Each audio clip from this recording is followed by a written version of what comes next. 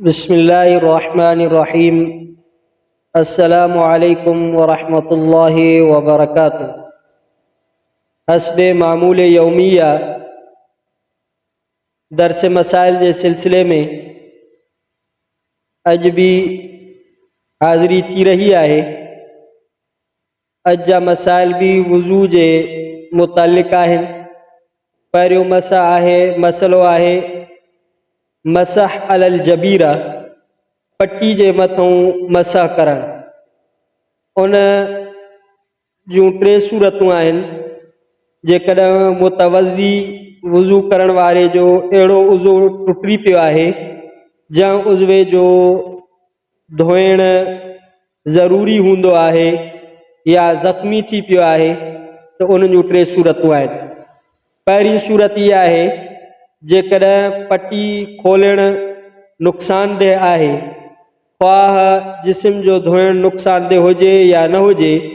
जीअं टुटल हथ पेर जी पट्टी जो खोलण नुक़सानदेह आहे त अहिड़ी सूरत में जेकॾहिं पट्टी ते मसह करण नुक़सान न करे त सॼी पट्टी जे मथों मसह करे, ख़्वाह उहा पट्टी ज़ख़्म जे मथों हुजे, ज़ख़्म जे बराबरि हुजे या ज़ख़्म खां ज़्यादा जिस्म के सही हिस्से ते भी हुजे। जेकॾहिं पट्टी ते मसह करण नुक़सान करे तो त अहिड़ी सूरत में मसह के भी छॾे ॾे ऐं बाक़ी आज़ा जिन के धोइण ज़रूरी लाज़मी ऐं फ़र्ज़ आहे उन्हनि खे धोए ऐं जिन जो मसह करण ज़रूरी ऐं लाज़मी आहे उन्हनि ते मसह करे ऐं निमाज़ अदा करे त निमाज़ थी वेंदी आहे।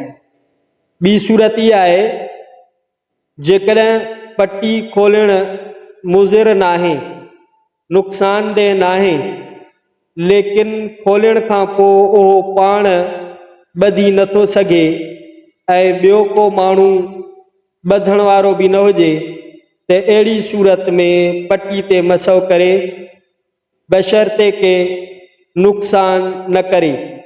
जेकॾहिं नुक़सान कंदो त उन सूरत में मसह माफ़ थी वञे थो।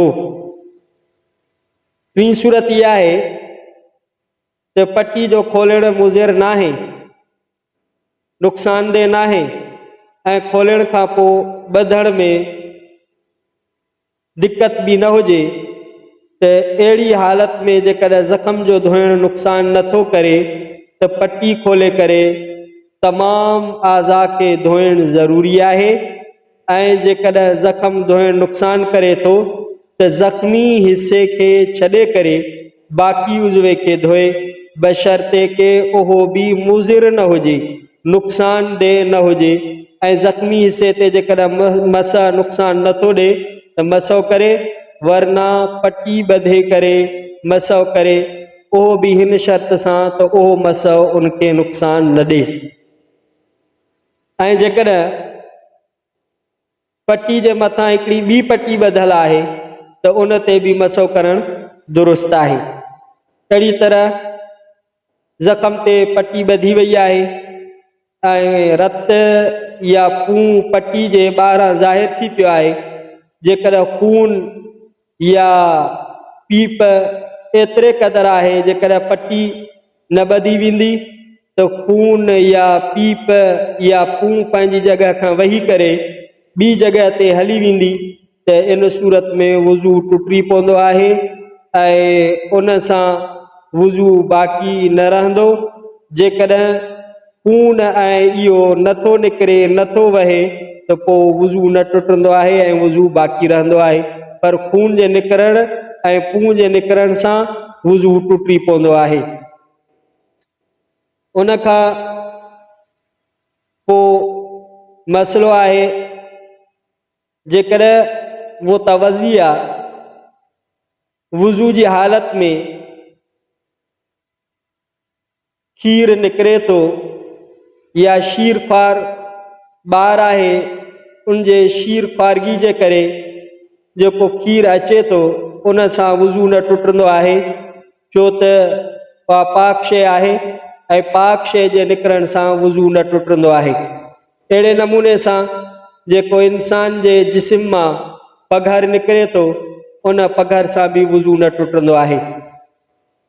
जेकॾहिं का जिस्म में फट फुरड़ी आहे ऐं उन जे मथां छिलड़ वग़ैरह आहे, इन मुतवज़ी उन छिलड़ खे पंहिंजे हथ सां लाथो आहे ऐं उन छिलड़ जे लहण खां पोइ रत या पूं वहे नथी, बल्कि उते जो उते हे जिस्म जे अंदरि ई बीठी आहे, त उन सां वुज़ू न टुटंदो।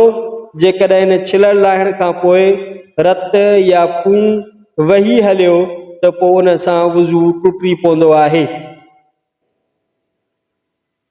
आख़िरी अहम मसइलो आहे पेरनि जे आङुरियुनि जो ख़िलाल।